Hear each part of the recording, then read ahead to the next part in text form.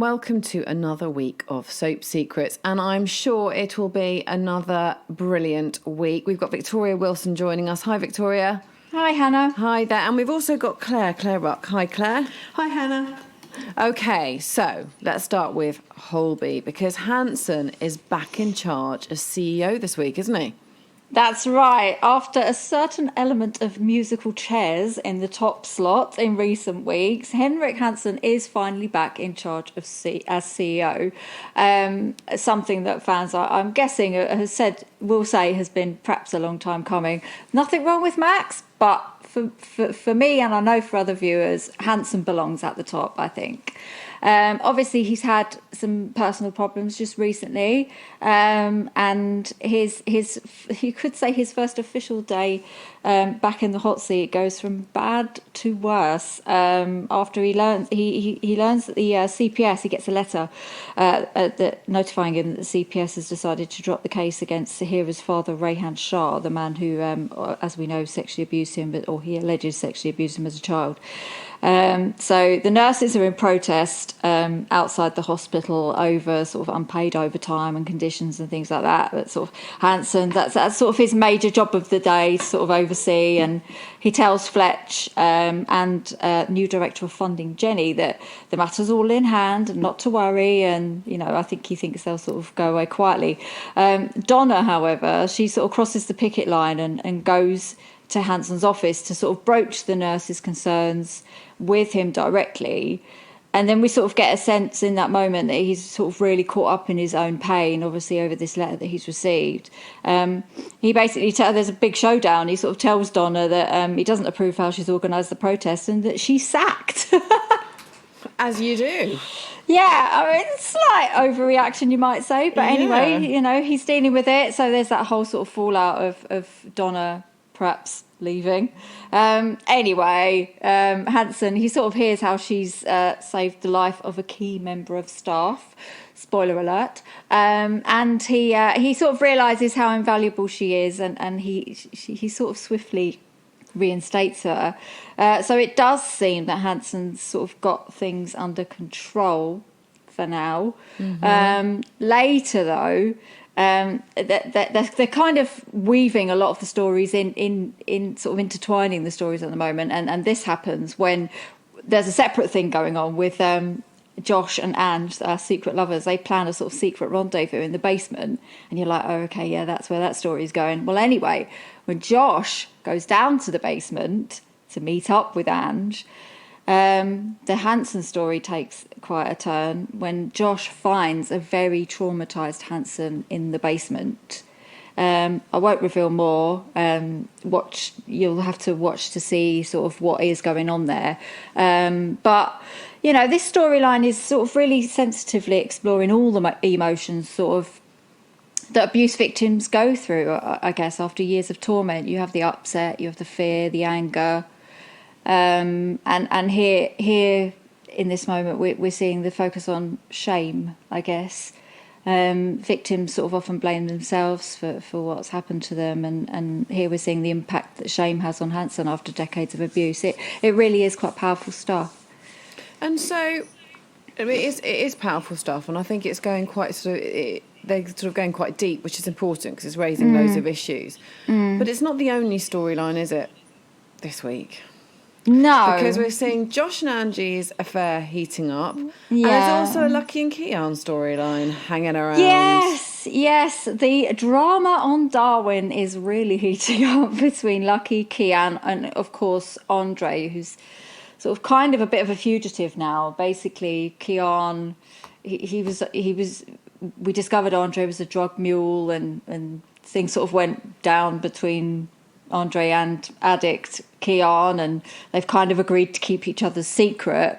So last week as well, sort of Lucky's been quite heavily involved, and we kind of worked out why she's been so keen to help Keon, it's because she has the hots for him. And he's kind of desperate to keep her at arm's length, not least because he has been lying to her about Andre. Last week he sort of told her, as we know, he sort of told her that he'd notified social services about Andre, and but then we discovered that he'd taken him home to live with him.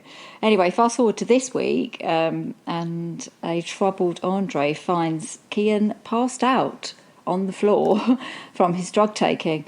It's not a pretty sight. So, he's very worried, and he risks being collared by the authorities by returning to the hospital to come clean to Lucky that he's been living as Keon's new lodger. So anyway, she's furious, basically, that not only has Keon sort of lied to her about Andre's whereabouts, but also about his drug taking. Remember, she sort of agreed they had this unwritten rule that she would kind of help him get clean. Well, obviously he's doing other things.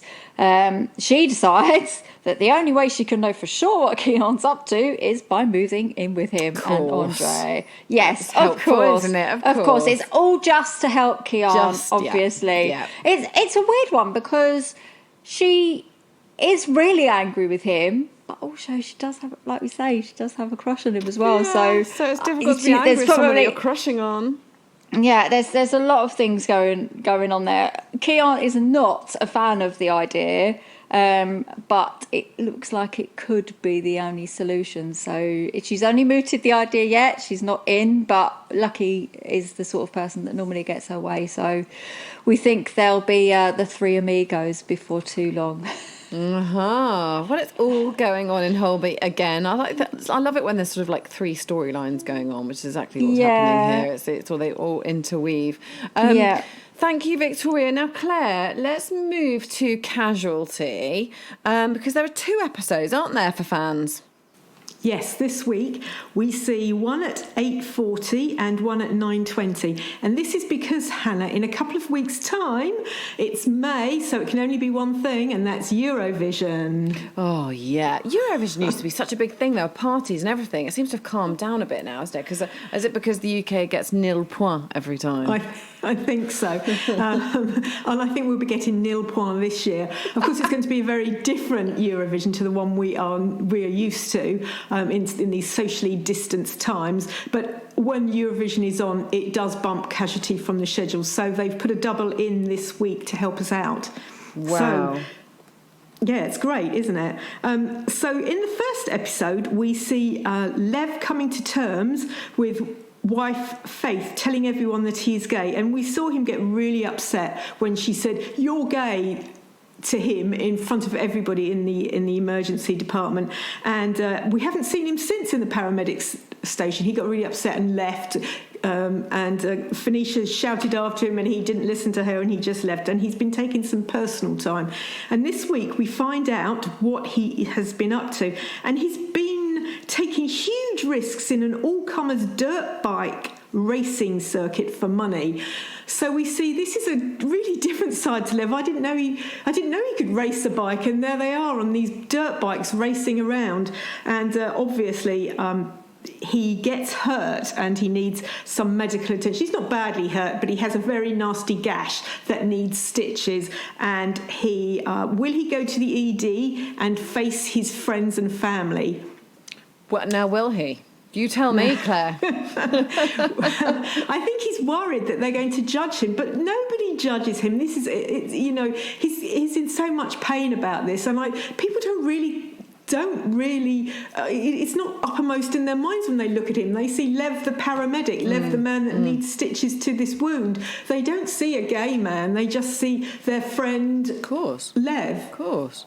And actually, in a way, as long as he's not too hurt, it might be the sort of welcome that he needs to understand that, no, of course, as it should be, no one's feelings have changed. Yes. That's what, and I'm sure he will get help, and I'm sure he will find that people just go, yeah, hi Lev, oh, that looks nasty. Yeah, because exactly as it should be. It shouldn't even be a thing. So the second episode, so that's obviously quite a big episode, and we'll see him getting injured, and whether he goes back to hospital or not will remain hanging in the air. But the second episode is really revolves around Jade, doesn't it? Yes. So as we remember, a couple of weeks ago, she had her drink spiked, which was a shocking thing, absolutely shocking. And this week, a woman comes into the ED, and she has also had her drink spiked. But she's had, as we talked about it, when you have your drink spiked, you don't know what has been put into your drink. And this poor young lady, she has a massive allergic reaction to this drug that's been put into her drink, and she's not so lucky as Jade, and she dies. And this really hits it home to Jade. She thinks, this could have been me. This is not right. This woman has died because she went out one night, just had a couple of drinks with some friends, and some person spiked her drink. And this is shocking. And she turns vigilante, Hannah. This was quite shocking, really. And she goes back to the bar to hunt for the spiker. I'm not quite sure what you call them, but I'm going to call him the spiker. Isn't that like from James and the Giant Peach? Yes. Aunt Spiker, isn't that what he's called? So I would recommend not becoming vigilante. I think it's something that you should really handle for the police. And she does put herself really into danger, because she's going back into this bar. This guy already knows who she is. What will happen? Yeah, that is. Yeah, she needed to get the police involved at the beginning, and it's going to be very tricky because she won't remember anything anyway. And it just spells trouble, Claire. That's what I say. Okay, so swiftly moving on to Hollyoaks. It's a bit of a bad week, isn't it, for nasty old Fergus? It is. Oh, he's such a nasty person. He's such a good baddie, and he's teamed up with Warren. And this week, Fergus's blackmailer Catcher returns and demands a huge sum of money to buy her silence, because he's been up to all sorts of stuff, and we know he's been spying on his tenants, and he's just really Mr. Nasty. So he calls his business partner Warren and says that a mystery person has evidence of their laptop heist and is demanding money, and there's only one way out. Will Fergus get Warren to do his dirty work? Now, Hannah, we know that Warren has already killed 6 people. Yep. So I'm guessing that Warren's not going to be shy about perhaps doing the dirty work, and Warren is also having difficulties with his ex Sienna, and Sienna is furious when Maxine lets Warren see his kids that he has with Sienna, and when Warren declares he's going to get custody, Sienna just goes off. She doesn't. They had an affair, didn't they? So they did. There's something about Warren, though, isn't there? He's the bad boy. Yes, but he's not just a bad boy. He's killed 6 people. He's a massive bad boy. Yeah, that's true. She was with Brody, and then she had this massive affair with Warren, and now love has cooled, and they're now at odds over their children, which is a very sad state of affairs, really. It is sad, because when there are children involved, but there's six people that he's killed. I mean, at some point the police are presumably going to catch up with him. Well, this is Hollyoaks, and he's such a good baddie. That's true. It goes on for a long. You're right, actually. Hollyoaks takes it to a whole new level. I agree. Okay, so on the cobbles, Coronation Street. There was obviously the horrific attack last week, and the street is now sort of the aftermath, I suppose, isn't it? It's in uproar, understandably. Yes, it is. And this storyline is going to run for the rest of the year. It's such a massive, massive storyline, Hannah. And we did talk about how it's got all the young actors involved. And we've got lovely Asha. She's had so many big storylines recently, and she's now right centre in the middle of this one. And her dad, Dev, he's a single dad. He's struggling a bit with his daughter. He wants her to come home because she had moved out and was living with Corey. He's really worried because Corey is a prime suspect in this nasty, nasty attack, and we do know that he's a really bad person, Corey. He's not particularly very nice, and when she first got together with him, he sort of wasn't particularly pleasant to her. And now Corey wants her to give him an alibi. So she's got two people vying for her. What will Asha do? Will she go back home to her dad and her brother, or will she stand by Corey and say, actually, he was with me? So it's going to be interesting. And, of course, Abby's in shock. Her son's been attacked. She was meant to be getting married this week. That's all off with her, It's all very violent, frankly. Yes. And she's out for revenge. She's absolutely... this is her son. But it was awful. I mean, it was absolutely despicable, and you can't imagine. Well, you can't imagine it ever happening, but it does happen, and it shouldn't happen, and it's just awful, and it's just. And I think we talked about it last week, but the kind of whole bringing the kids to the fore. They are the future of Corrie. It's absolutely the right thing to do, and they need to keep the momentum going. I think with this to a degree. Yeah. And then there is some development because the police arrest Kelly. Now, as we said last week, Kelly started off by slapping Nina. She was goaded a bit by Corey, but that's all she did, and then she left. You shouldn't slap people, but she did not participate in the horrific attack. She slapped Nina and then she left. Essentially, she wasn't the one that left them hospitalised, but No. it's her that gets arrested though. Yes, it is.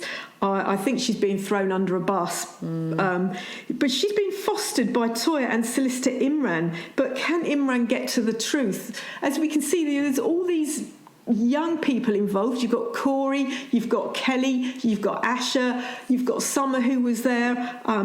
They're all coming together, and then all the adults are sort of taking corners and sides and trying to protect the teenagers. So it's going to be very, very interesting to where it goes. Absolutely.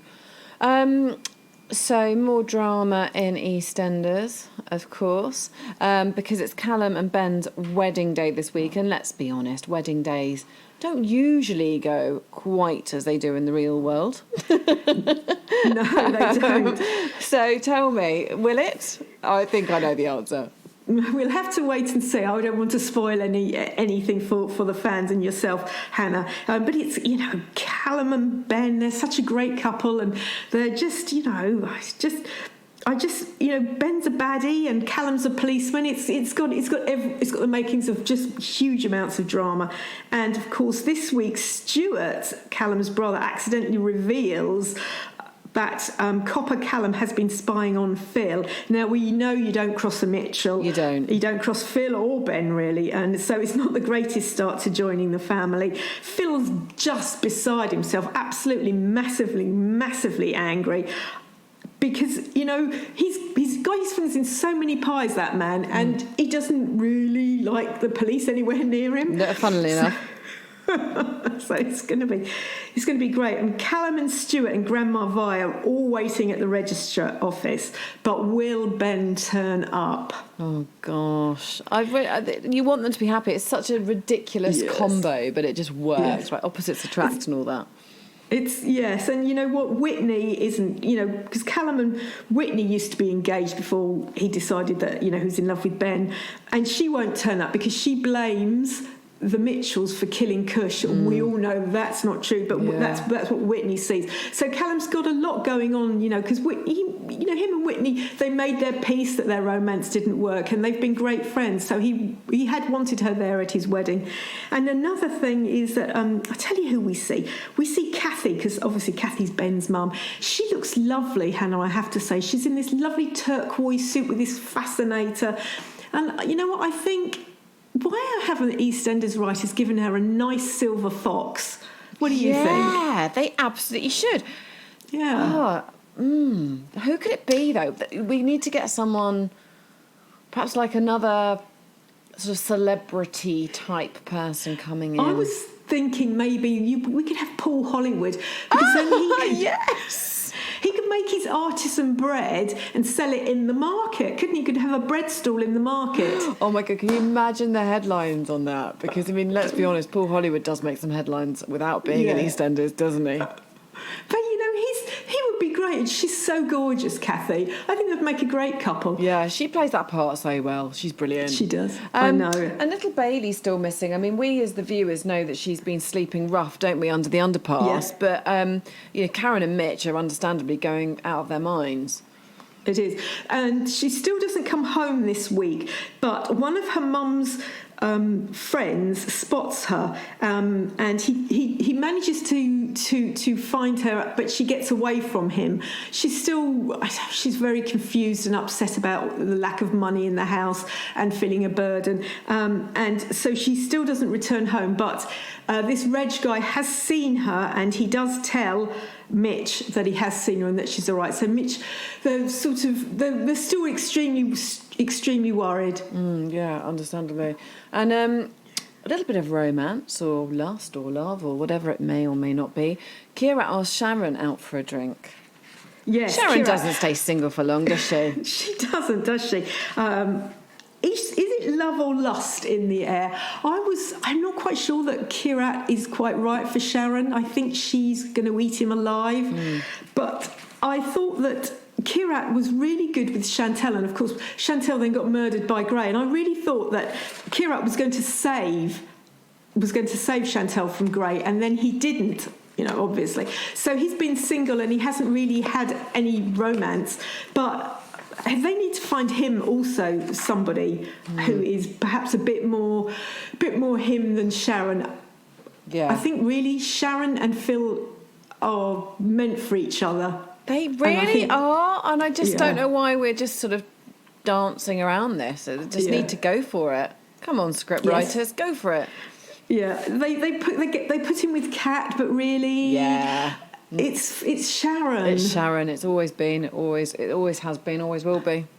I agree. And they're sort of bad guys together, but then she's obviously a better version of him. But that definitely is well. But then I suppose it doesn't make for.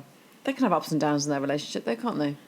Yeah, they can do, because they've got so much history, those two. They really do. They really do. Yeah. Okay, so it's all going on.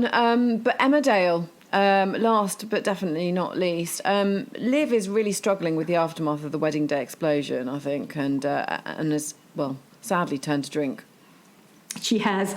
We the viewer know that while she was arguing with Paul in the barn just before the wedding day explosion, before the truck crashed into the barn, he was really being mean to her. He was taunting her, and they were arguing, and then the truck hit, and even as he was pinned underneath all this wreckage, he was still being mean to her, and Liv walked away and left him. Now this, she's quite young to do that. They didn't have a good relationship. She hated him because he was beating up her boyfriend Vinny, etc.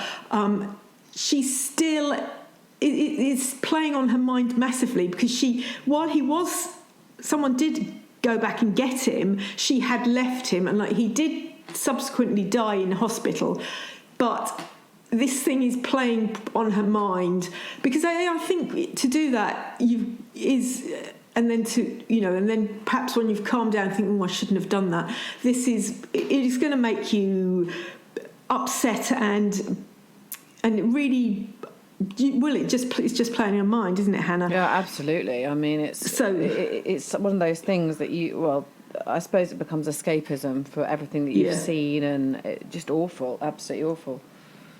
So she's struggling with this. Will she confess all to Vinny? Because at the moment she's holding it all in. Nobody knows what she's done. And we all know that when you're doing that and then you unburden yourself, you immediately feel a lot better. But could she then dump all of that on her boyfriend, who's already struggling with his father and the beatings and his father's death? I know. So, and that puts even more pressure, doesn't it, on? Yeah. Because you want to resolve it yourself.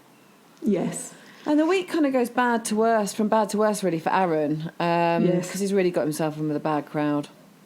I know. So Aaron's got his sister, his half-sister Liv, going drinking and not being very stable, and then he got himself in with Moira's brother Mac, and he's another bad one. he's just up to all sorts, is Mac. And then Mac did this horrible thing, and he stole a brooch from Brenda, which wasn't, and she was really partial to this brooch. We all have bits of jewellery that mean something to us, and they don't even have to be valuable, but they mean a lot to you, and you don't like to have them stolen or lost. And so Brenda has been saying that it's Faith that stole it, Aaron's grandmother, but of course Aaron knows that it was Mac. So he gets the brooch back from Mac, and he tries to quietly return it to her house without being seen, so that it's just like, oh, Brenda, you misplaced it. Here it is. Look, it wasn't stolen at all. But of course Pollard catches him, and thinking he's an intruder, he whacks him with a cricket bat. Oh no! That's something out of a sketch. Yes. It is. And cricket bats quite hard. Yeah, exactly. Ouch. I hope he's all right. So do I. It's hanging in the air. You're leaving me on a knife edge again, Claire. Wow, what a great week. I don't know, it feels a bit more even this week. It doesn't seem quite as explosive, just really good storylines that are just coming to the fore. So that's absolutely brilliant. Thank you, Claire. That is another week of Soap Secrets done. Can you believe it? We will be back next week at the same time. Thanks for listening, and we'll speak to you then.